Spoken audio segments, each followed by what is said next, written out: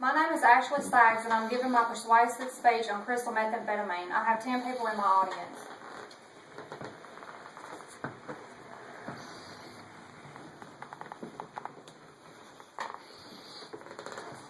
Over the past decade, drug addiction has soared throughout our country from the youth to the elderly.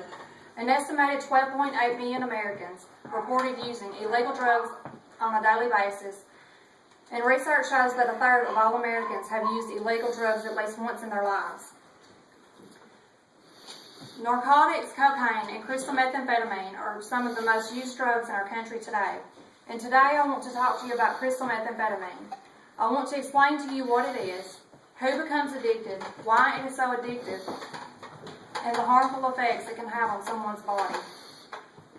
According to the University of Michigan's Monitoring the Future survey, 5% of high school seniors reported using crystal meth at least once in their lives.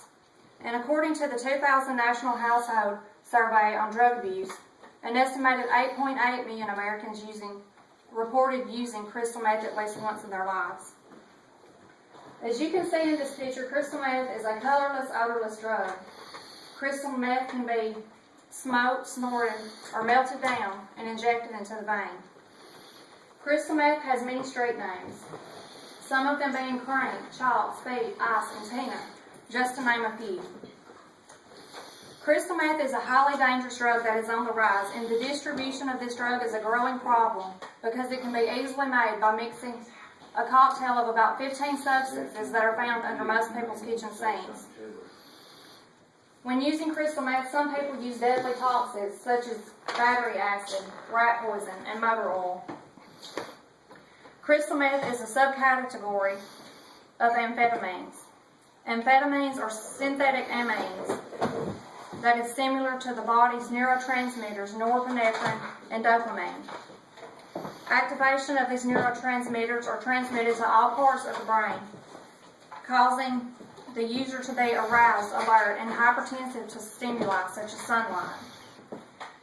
Crystal meth causes increased brain activity, decreased appetite, and a general sense of well-being that typically lasts 6 to 8 hours. So who becomes addicted to crystal meth, and why is it so addicting? Females usually become addicted to crystal meth because it causes extremely rapid weight loss. However, these effects are short-lived. After about 6 to 8 weeks of using crystal meth,